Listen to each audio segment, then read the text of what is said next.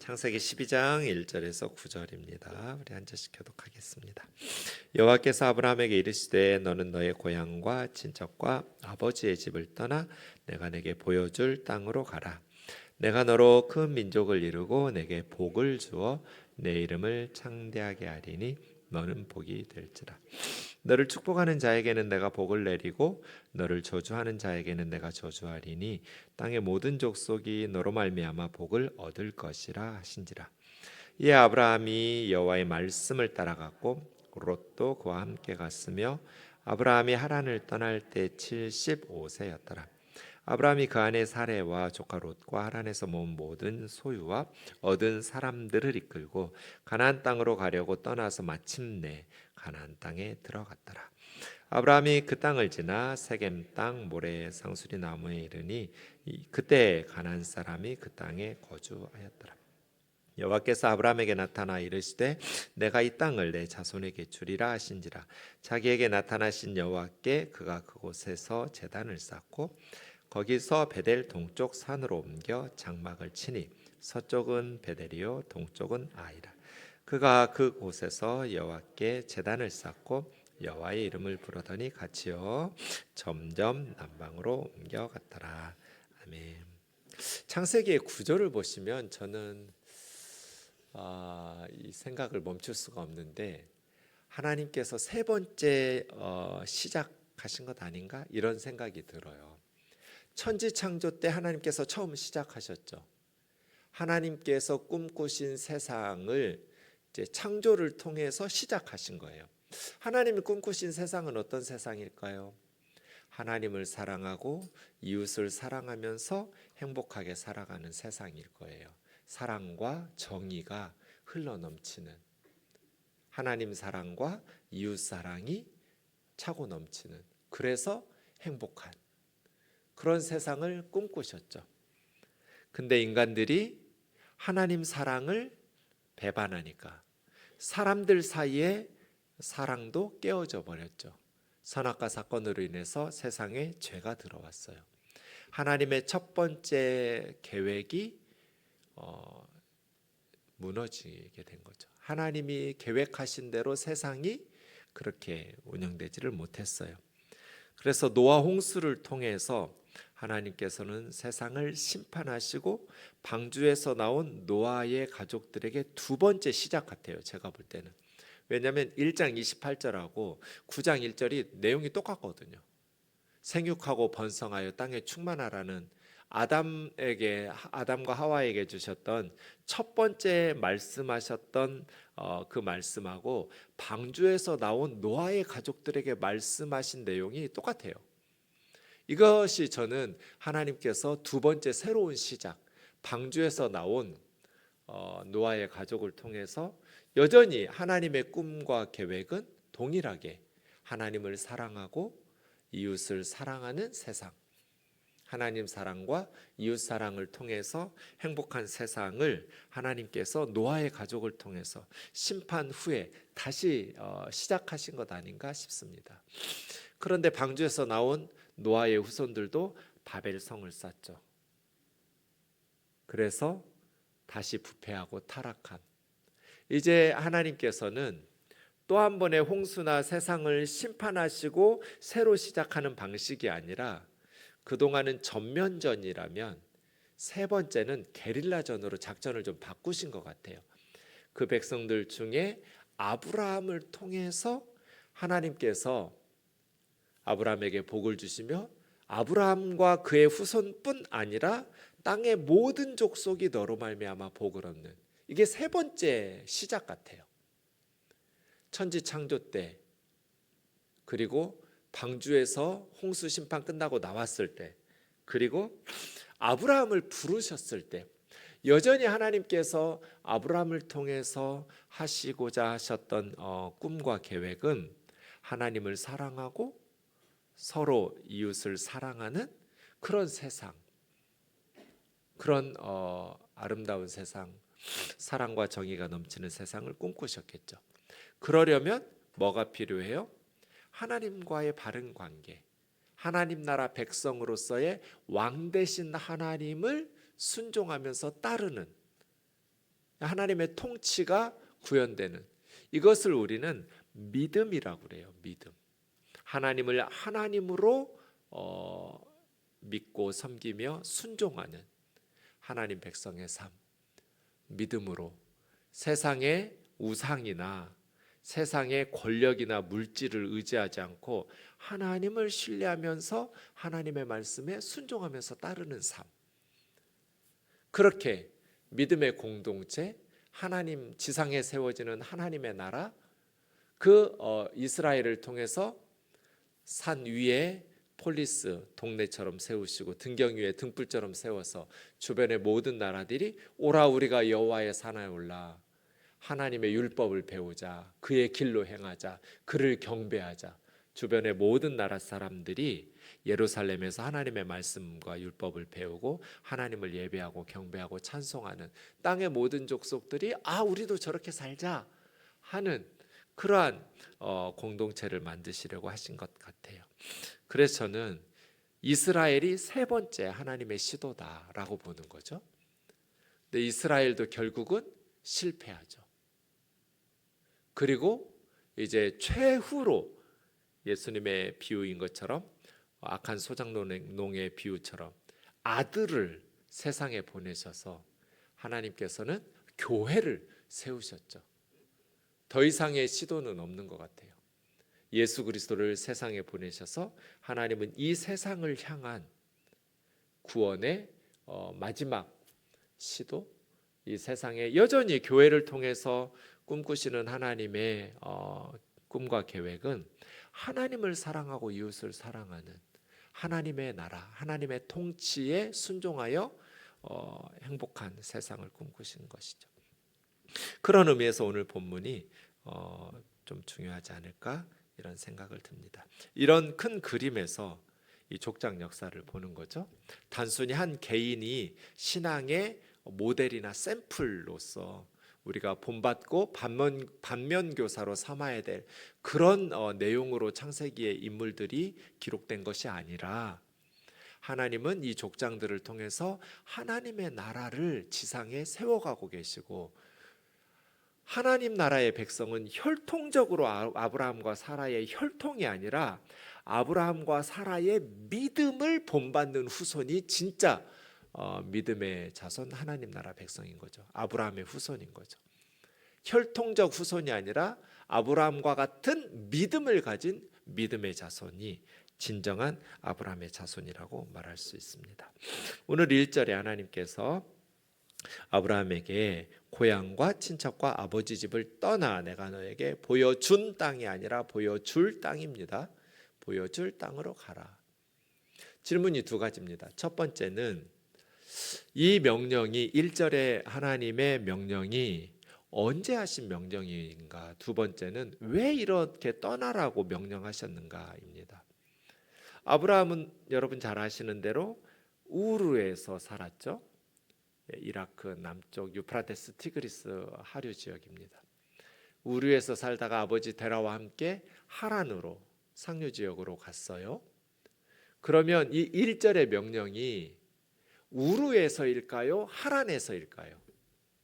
하나님께서는 언제 아브라함에게 고향과 친척과 아비지 집을 떠나서 내가 너에게 보여줄 땅으로 가라라고 말씀하셨을까요? 우르예요? 하란이에요? 네. 우르라는 걸 우리가 어떻게 알 수 있어요? 네? 성경에 그렇게 써 있어요? 성경 어디에 써 있어요?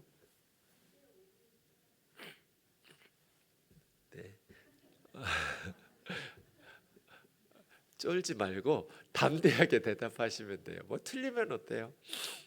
네, 스테반 집사님이 사도행전 7장에서 우리 조상 아브라함이 하란에 있기 전에 메소포타미아에 있을 때 영광의 하나님이 그에게 나타나셔서 아브라함에게 보이시면서 고향과 친척을 떠나 내가 너에게 보일 땅으로 가라라고 말씀하셨다. 하란에 있기 전에 메소포타미아에 있을 때 이 메소포타미아가 어디예요? 우르죠. 갈대아 우르예요. 갈대아 사람들이 살고 있는 우르. 그러니까 오늘 본문의 1절은 하란으로 이주했을 때 하나님께서 말씀하신 것이 아니라 여러분이 잘 알고 계신 것처럼 우르에 있을 때 영광의 하나님이 아브라함에게 나타나셔서 떠나라고, 고향을, 친척을 떠나라고 말씀하신 거예요. 왜 떠나라고 하셨을까요? 왜 고향에서 믿음으로 살면 안 되나요? 고향에서는 하나님을 섬길 수 없나요? 그냥 우르나 하란에서 살면서 거기서 개종해서 하나님 섬길 수도 있잖아요. 왜 우르를, 고향을 떠나라고 하셨을까요? 왜? 예? 거기는 우상이 많으니까. 가나안 땅에는 우상이 없나요? 거기도 우상 천지일 텐데. 우상 없는 곳이 어디 있어요? 그 시대에.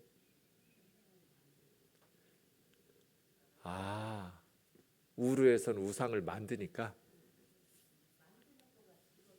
만드는 게 직업이어가지고, 네, 여호수아서에 나오죠. 그러면 가나안에서는 우상을 안 만들 수 있어서, 만들어도 안 사가니까. 네. 1절을 보시면 12장은 원문에 보면 이르시되가 첫 번째 단어예요. 이르시되 여호와께서 아브라함에게, 이런 식의 어순이거든요. 그러니까 이르시되라고 번역한 이 단어가 바요메르, 아마르라는 말을 이제 바꿔서 바는 그리고라는 접두어거든요. 그리고 말씀하셨다. 여호와께서 아브라함에게, 이렇게 번역해야 돼요. 그리고라는 말은 무슨 뜻이에요? 앞에 있는 내용에 이어진다는 뜻이잖아요. 그러니까 창세기 12장은 새로운 단락이 시작하는 본문인 건 맞는데, 이 12장 1절의 첫 단어 바요메르가 앞에 있는 11장하고 연계해서 읽어야 된다라고 암시하고 있어요. 그리고 말씀하셨다예요. 그리고 그냥 전혀 앞에 11장하고는 단절된 새로운 스토리가 시작되는 것이 아니라 앞에 있는 사건을 염두하고 새로운 사건이 시작되고 있는 거예요. 이것이 저는 왜 그곳을, 고향을 떠나라고 하셨는지에 대한 하나의 중요한 힌트라고 생각해요. 그럼 앞에 11장에 무슨 사건이 있었어요? 바벨성 사건이 있었어요. 11장 1절부터 보시면 온 땅의 언어 하나, 말이 하나였을 때 그들이 동방으로 옮기다가, 그들은 누구겠어요? 노아, 방주에서 나온 노아의 후손들이거든요. 노란색 위쪽에 아라랏산에서 아래쪽으로 내려오다가 신할 평지를 만났다라는 동사가, 이게 굉장히 기쁨이 서려 있는, 드디어 찾았다, 이런 뜻이에요. 우리가 살만한 좋은 장소를 만났다, 이런 뜻이에요. 신할 평지, 지금 이라크 하류 지역, 여기 갈대아 우르잖아요. 우르가 있는 신할 평지가, 거기가 너무너무 비옥해요. 그리고 물이 풍부해요.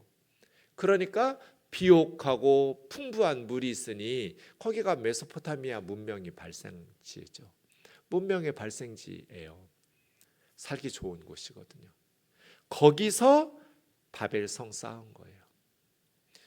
자, 벽돌로 돌을 굽고 역청으로 진흙을 대신하고 성읍과 탑. 그래서 제가 바벨탑이라고 안 하고 바벨성이라고 말하잖아요. 탑이 있는 성읍, 도시, 제국을 건설한 거지 높이 하늘 꼭대기까지 닿는 탑 하나 쌓은 게 아니에요. 성읍과 탑을, 이제 밑에 보시면 도시를 건축한 거예요. 제국을 건설한 거예요. 그러면 이 사람들이 성읍과 탑을 왜 건설했는가? 세 가지. 첫 번째는 탑을 하늘 꼭대기까지 닿게 하여. 왜요? 왜 그렇게 힘들게 하늘 꼭대기까지 닿는 탑을 쌓으려고 해요? 이건 홍수에 대한 트라우마죠. 그리고 우리 이름을 내고 자신들의 이름, 명예를 위해서, 그리고 온 지면의 흩어짐을 면하자. 왜 흩어짐을 면하자고 그래요? 분산되고 흩어지면 힘이 약해지고 자신들이 하려는 목적을 달성하기 어렵잖아요. 그러니까 똘똘 뭉쳐서 하늘 꼭대기까지 닿는 탑을 쌓고 우리 이름을 내자. 이것이 바벨성을 쌓은 목적이에요. 이것이 다 문제죠. 우선 첫 번째, 창세기 9장 하나님께서 무지개를 통해서 영원한 언약을 약속하셨잖아요. 내가 다시는 인간들의 죄 때문에 이 세상을 홍수로 심판하지 않을 거라고. 무지개가 구름 사이에 나타나는 것을 보면 내가 내 언약을 기억할 거라고 하나님이 약속하셨잖아요. 근데 이 하나님의 약속의 말씀을 신뢰하지 못하면 불안하겠죠? 홍수가 오면 이제 어떻게 해요? 그러니 하늘 꼭대기까지 닿는 탑을 쌓는 거죠. 하나님의 약속의 말씀에 의해서가 아니라 자신들이 쌓아놓은 하늘 꼭대기까지 닿는 탑에 의해서 안전을 확보하고 편안하게 살겠다는 거잖아요. 하나님이 약속하신 말씀을 신뢰하지 못하니까 자신들을 스스로의 힘으로 안전을 확보하려고 탑 쌓은 거예요. 힘들게 탑을 왜 쌓아요?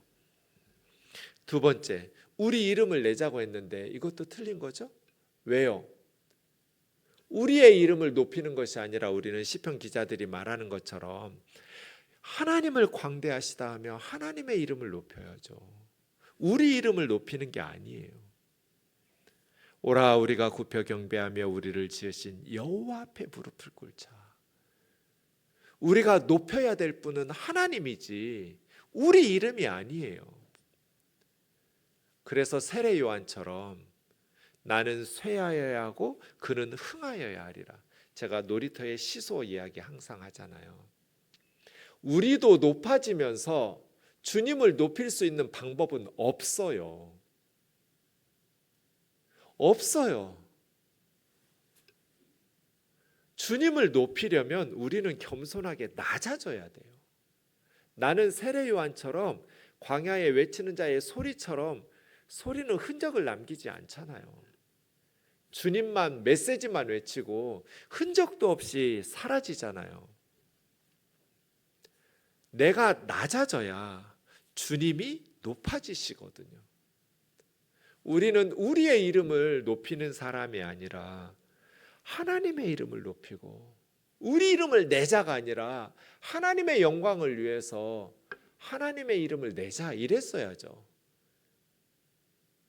하늘 꼭대기까지 닿는 탑을 쌓아서 자신들의 이름을 남기고 싶은 거예요. 자기 이름을 남기는.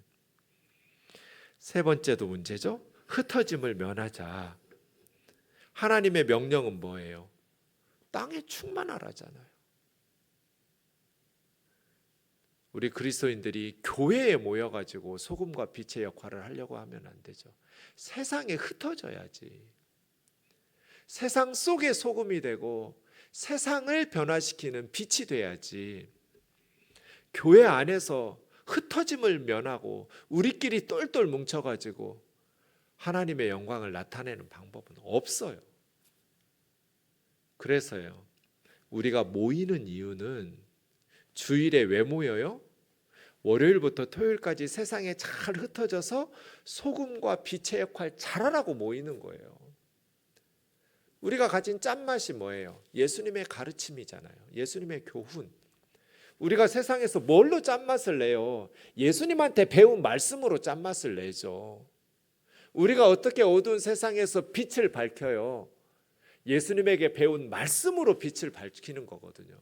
우리가 모이는 이유는 흩어져서 주신 사명 잘 감당하라고 모이는 거지, 모임을 위해서, 그러니까 꼭 필요한 것만 갖추고 살고, 교회는 가능하면 헌금 아껴가지고 절약하고 잘 흩어질 수 있도록 힘쓰는, 선교하고 전도하고 구제하는 교회가 되자고. 교회를 위해서, 우리를 위해서, 모임을 위해서 너무나 많은 자원을 쏟아붓지 마세요 라고 말하는 거죠. 흩어지라는 거예요. 흩어지라. 근데 너무나 많은 하나님의 백성들이 끼리끼리 모여가지고 바벨탑 쌓듯이 우리 교회 이름을 내고 우리 목사님 이름을 내고 우리 이름을 내고 흩어짐을 면하자 하면서 그냥 버스를 온 천지 사방에 돌려가면서 다 우리 교회로 모으기만 하지, 세상의 소금이니 세상의 빛이니 온 세상에 나아가서 그리스도의 복음으로, 예수님의 사랑으로 정복하고 변화시키고 세상을 주님의 나라로 만들어가는 일에 우리가 소홀한 것 아닌가, 이런 염려가 늘 있죠. 그래서 7, 8절에 하나님께서 언어를 혼잡게 하셔서 온 지면에 흩으셨죠. 그래서 그들이 그 도시 건설, 탑 하나 쌓은 거 아니에요. 도시 건설하고 성과 탑을 쌓은 거예요. 성읍과 탑을. 그러니까 이 사람들이 엄청난 일을 한 거예요. 노아의 후손들이. 단순히 탑 하나 쌓겠다고 모인 게 아니에요. 이것이 세 가지가 다 전면적으로 하나님의 뜻을 거역하는 불순종이에요. 그 바벨탑 사건 끝에 아브라함의 족보, 데라의 족보가 나오고, 그 족보의 끝에 27절에서 32절이 데라의 족보는 아브라함, 나홀, 하란이었는데, 하란은 아버지 데라보다 우르에서 먼저 죽었다. 하란의 사망 이야기를 이야기하고, 30절은 아브라함의 아내 사레가 불임이었다라는 것. 사망과 불임, 미래 없음이죠. 인간의 힘으로 하늘 꼭대기까지 닿는 탑을 쌓아서 안전을 확보하고 우리 명예로운 이름을 내고 흩어짐을 면해서 우리가 계획하는 것을 다 성공적으로 달성하자, 이루자, 목표를 초과 달성해서 우리의 뜻을 펼치자 했던, 흩어짐을 면하자고 했던 그 결과가 사망과 불임으로, 그 신할 평지 바벨 공동체 한복판에 살았던 아브라함과 사라의 가정에 사망과 불임의 사건으로 11장이 끝나거든요. 그래서 31절에 데라가 아마 아브라함이 아버지에게 얘기했겠죠. 영광의 하나님이 나타나셔서 이렇게 말씀하셨다. 데라가 아들, 또 손자인 롯은 죽은 아들 하란의 아들입니다. 손자 롯과 며느리 사레를 데리고 우르를 떠나 가나안 땅으로 가려고 우르에서 출발했는데 하란에서 데라는 주저앉았어요. 우르와 하란을 이제 학자들이 연구해 보니까 메소포타미아 그 문명에서 신들이 많은데 그 신들 중에 가장 위대한 신이 달, 월신, 하늘의 달이었어요. 태양이 아니고. 이집트는 가장 높은 신이 태양이에요. 라라는 태양. 그런데 메소포타미아는 가장 높은 신이 다 계급이 있어요. 다 동등하지 않아요. 가장 높은 최고의 신이 쉰이라는 달신이에요. 메소포타미아에는. 그러니까 학자들이 연구해 보니 우르와 하란이 이 달신 쉰을 섬기는데 가장 열성적인 대표적인 도시들이에요. 결국 데라는 이 우상을 떠나지 못하고 하란에 주저앉은 것이고, 아브라함은 하란을 떠나서 가나안 땅으로 온 거예요. 여기서도 데라의 죽음으로 11장이 끝나죠. 이렇게 데라가 205세의 나이가 되어서 죽었다는 말씀 다음에 12장 1절에 바요메르, 그리고 하나님께서 아브라함에게 말씀하셨다. 그리고 말씀하셨다. 여호와께서 아브라함에게 죽었다. 아이를 낳지 못하고 불임이었다. 이게 아브라함의 가족이 바벨 공동체에서 경험한 거예요. 하란이라는 형제는 아버지 데라보다도 먼저 우르에서 죽었고, 그렇게 열심히 우상을 섬겼는데 아버지 데라도 죽었고, 아내인 사레는 임신하지 못하고 불임이었고, 다 미래가 없고 희망이 없는 거예요. 이런 상황 속에서 하나님께서 아브라함을 부르신 거죠. 내가 너에게 보여줄 땅으로 가라. 그래서 2절에 보면 2절과 3절에는 내가라는 말씀이 5번 나와요. 우리 한글 성경은 2번이 번역 과정에서 생략됐어요. 5번 다 집어넣어야 돼요. 왜냐하면 계속 하나님께서 내가라고 말씀하시면서 강조하고 있는 거거든요. 내가. 그러니까 하나님을 배제시키고 인간의 힘으로 하늘 꼭대기까지 닿는 탑을 쌓아서 안전이 확보되는 것 아니고, 하나님을 배제시키고 인간의 이름을 높이고 흩어짐을 면해서 인간들이 계획한 것들을 성공적으로 이루는 그러한 도시와 제국을 건설해서 행복한 게 아니고, 그게 축복된 복된 삶이 아니다. 그런 방식으로는 진정한 삶의 의미와 행복을 맛볼 수 없다. 그럼 어떻게? 2절 3절이거든요. 내가 너로 큰 민족을 이루고, 불임이었는데 큰 민족을 이루면 이제 문제가 해결되는 거죠. 내가 너에게 복을 주어서, 스스로 복을 만들어내는 게 아니라 하나님께서 복을 주신다는 거잖아요. 너의 이름을 창대하게 하리니. 이게 뭐예요? 우리 이름을 내자잖아요. 하나님을 배제시키고 우리 이름을 내자가 아니라, 우리의 이름이 명예롭게 되는 것은 하나님께서 너의 이름을 크게 하겠다는 거거든요. 하나님의 선물이라는 거예요. 그러니까 인간들의 기술과 지식과 과학과 문명을 발전시켜서가 아니라 하나님이 우리에게 주시는 선물로. 2절과 3절에서 말씀하시는 것은 11장에서 바벨 공동체가 추구했던 거예요. 다 그들이 제일 원했던 것이 풍요와 다산과 명예와 성공이잖아요. 그런데 하나님을 배제시키고 인간의 힘으로서가 아니라, 하나님 말씀에 불순종하는 방식이 아니라 2절과 3절의 방식으로라는 거예요. 하나님께서 복을 주시고 하나님께서 이름을 창대하게 해주신다. 그래서 너는 복이 될 거다. 너 복이에요. 너 복. 원문에 보면 말씀에 순종해서 가면 너는 복이 될 거라는 거예요. 이 2절과 3절은 1절에 가라는 말씀에 다 걸려 있어요. 문법적으로 가면 줄줄이 사탕으로 2절과 3절에 축복이 따라올 거라는 거예요. 뭐만 하면 돼요? 아브라함이 하나님 말씀 믿고 고향과 친척과 아버지 집을 떠나서 하나님이 보여주실 땅으로 가기만 하면 돼요. 그러면 하나님께서 주시는 거예요. 아브라함이 복이 되니까 2절 끝에 너 복이거든요. 아브라함이 복덩어리예요. 그럼 3절은 이거는 설명이에요. 2절의 마지막 문장을 설명해 주는 거예요. 아브라함이 복덩이라면 아브라함과 함께하면서 축복하는 사람은 복을 받겠죠. 하나님께. 그 복을 공격하고 저주하는 사람은 저주를 받겠죠. 우리가 하나님의 백성으로서 복덩어리가 되고 하나님의 말씀에 순종해서 살면 우리와 함께하는 세상 사람들은 축복을 받을 것이고, 우리를 저주하고 비난하는 사람들은 하나님의 심판을 받을 거예요. 우리가 복덩어리가 된단 말이에요. 땅의 모든 족속이 너로 말미암아 복을 얻을 것이야. 너만이 아니라 땅의 모든 족속이 아브라함을 통해서 복을 얻는. 그러니 이게 하나님의 세 번째 시작이죠. 세 번째 시도예요.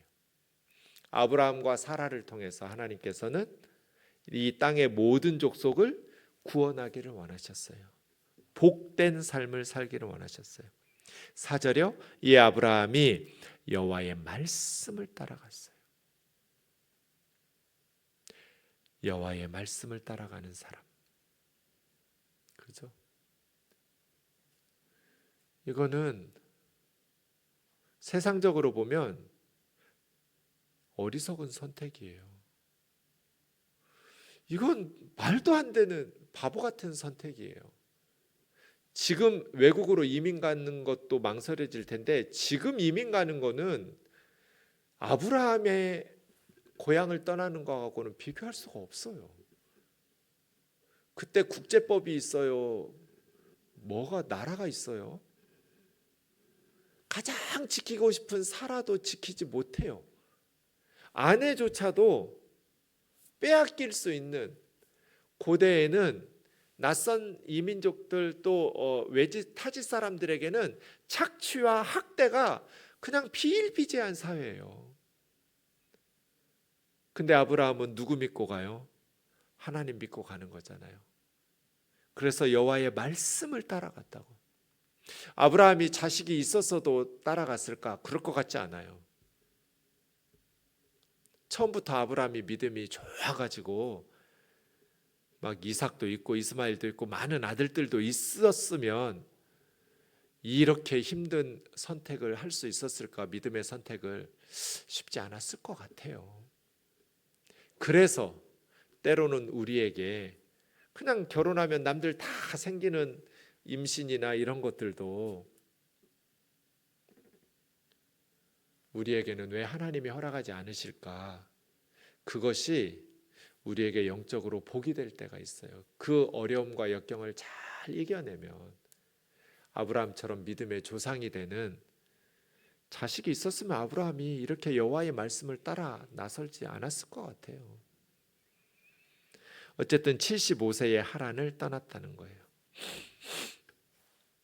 믿음은 선포된 미래를 받아들이는 능력이에요. 잘 생각해 보세요. 믿음은 바라는 것들의 실상, 그게 무슨 뜻이에요? 히브리서 11장 1절에 바라는 것은 미래죠? 선포된 미래예요. 그것을 실제 상황으로 만드는 건 믿음이에요. 아직 눈앞에 보이는 건 아무것도 없어요. 그런데 하나님의 약속의 말씀에 의해서 선포된 미래를 받아들이고 오히려 확보된 현재의 안전을 포기해요. 아브라함처럼. 이런 걸 믿음이라고 그래요. 고향에서 안전한 그러한 현재를 포기하고 하나님의 말씀을 따라갔다라는 것은 하나님의 약속된 미래를, 하나님이 약속하신 미래를 위해서 지금 현재 확보된 현재를 포기한 거잖아요. 어렵죠. 그래서 믿음은 선포된 미래를 받아들이는 능력이라고 말할 수 있어요. 하나님이 약속하신 말씀을 받아들이고 고향과 친척과 아버지 집을 떠나서 하란에서 오죠. 75세라는 걸 보세요. 앞에 우리가 좀 전에 32절에서 데라가 205세에 죽었다고 그랬잖아요. 그런데 26절에 보면 70세에 아브라함 낳았다고 하거든요. 대충이겠지만, 그러면 데라가 죽던 205세에는 아브라함은 135세예요. 70세에 낳았으니까. 아버지 데라가 205세에 죽을 때 아들 아브라함은 135살이었어요.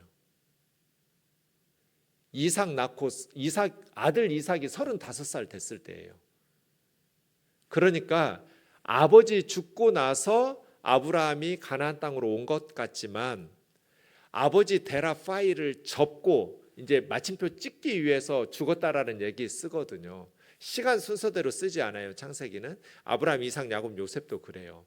아브라함 파일 문 닫기 위해서 죽었다는 얘기 써놓고 그 다음 이삭, 야곱 이야기 쓰지만 나이 계산해 보면 더 살아 있었어요. 뒤에 일어난 기록된 사건들 후에도. 아브라함이 아버지를 죽고 나서 가나안 땅으로 왔다가 아니라 아버지 살아 있을 때, 아버지 죽기 60년 전에 가나안 땅에 왔다고 나이 계산해 보면 그래요. 그래서 아브라함은 자식의 도리보다 하나님의 부르심, 하나님의 명령을 더 중요하게 여기고 순종한 거예요.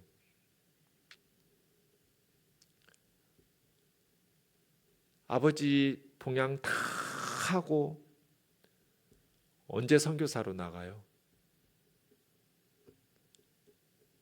내가 할 일 다 하고 언제 하나님 일해요? 아브라함 그렇게 하지 않았어요.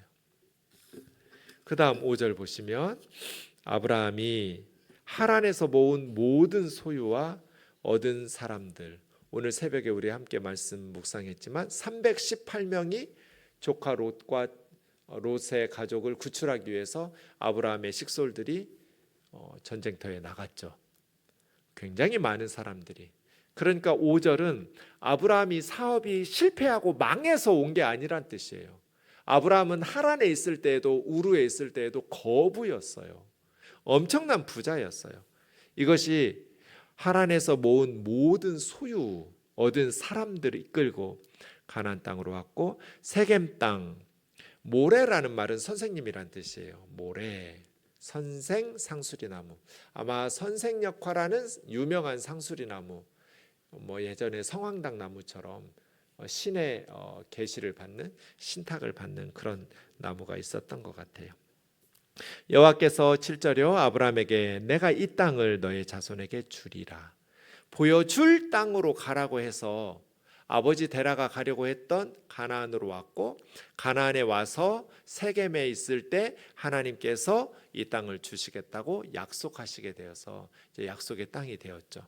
아브라함은 세겜에서 제단을 쌓고 베델에서 더 이제 남쪽으로 내려온 거예요. 여호와의 이름을 불렀다는 것은 하나님 앞에 공적으로 예배를 드렸다. 남방 점점 네게브 쪽으로 남방으로 옮겨갔더라. 지도를 보시면 아브라함은 우르에서 하란에 갔다가 유프라테스 강을 건너서 점점 남쪽으로 내려오게 됩니다. 스가랴서 2장 말씀 보시면 이게 두 번째 환상인데요. 스가랴서의 환상 중에 예루살렘을 측량하는 소년을 봅니다. 그래서 천사가 그에게 달려가서 다른 천사에게, 소년에게 가서 말하라고 합니다. 재건될 예루살렘은 성곽 없는 성읍이 되어야 한다. 성벽을 쌓지 않는 성읍. 고대에 성벽을 쌓지 않으면 그 성읍은 적에게 노출돼서 위험해요. 근데 예루살렘은 그런 성읍이 돼야 된다는 거예요. 재건될 예루살렘은 사람과 가축이 많아져서 성벽이 없는, 그럼 누가 지켜줘요? 내가 둘러싼 성벽이 되어서 예루살렘의 영광이 되어 지켜줄 거야. 이런 걸 믿음이라고 그래요. 그래서 아브라함에게 하나님께서 고향과 친척과 아비지 집을 떠나라고 말씀하신 것은 바벨 공동체를 떠나야 되기 때문이에요. 바벨 공동체에서는 죽음과 불임밖에 없어요. 영적으로. 그래서 요한계시록 18장에 보면 우리에게 무너졌도다 큰 성 바벨론이요, 내 백성아 거기서 나와라. 지금도 바벨 공동체에서 눌러앉아 사는 뭐예요? 요새 멘탈리티 가지고 사는 사람이죠. 포트리스 멘탈리티. 인간의 힘으로 성을 쌓고 돈으로, 권력으로, 인간의 힘으로 쌓아놓은 요새 속에 들어가 앉아 있으면 안전하고 행복할 것이라고 착각하는 바벨 공동체에서 나와라. 아브라함처럼 순례자 멘탈리티, 필그림 멘탈리티로 살아라. 이 세상은 나그네이고 우리를 안전하게 보호해줄 사람은 오직 하나님 한 분뿐이고, 하나님과 동행할 때 불안한 것 같지만 성벽이 없으니까 적군이 금방 쳐들어와서 낼름 삼키고 다 뺏어갈 것 같지만, 불로 둘러싼 성곽 되시는 하나님께서 우리를 보호하고 지켜주신다면, 우리의 원수들이 우리를 저주하는 자는 하나님의 저주를 받아서 2도 화상 3도 화상 입겠죠. 이 하나님의 불성각은 눈에 안 보이니까 인간들이 불안해서 자꾸 사람들의 눈에 보이는 돈으로, 권력으로 요새를 쌓고 그 안에서 살려고 하다 보니까 이 세상이 불행해지잖아요. 하나님에 대한 신뢰와 믿음을 가지고 순례자, 천국 가는 순례자로 살아라. 우리를 인도하시고 우리를 안전하게 보호해 주시고 우리의 이름을 값지게 만들어 주시고 명예롭게 하시고 우리를 통해서 땅의 모든 족속을 복되게 하시는 분은 하나님이지, 하나님을 배제시키고 인간의 기술과 힘으로 만들어내는 그 어떤 안전도, 그 어떤 명예도, 그 어떤 성공도 다 실패할 것이다. 그것은 결국 비참하게 무너지게 될 것이라는 것을 기억하면서 오늘 또 우리는 필그림 멘탈리티를 가지고 천국 가는 순례자로, 믿음의 조상 아브라함의 영적인 후손으로, 불안할 것 같지만 불성각이 되어서 지켜주시는 우리 우면동 교회는 그런 공동체가 되기를 주의 이름으로 축원합니다.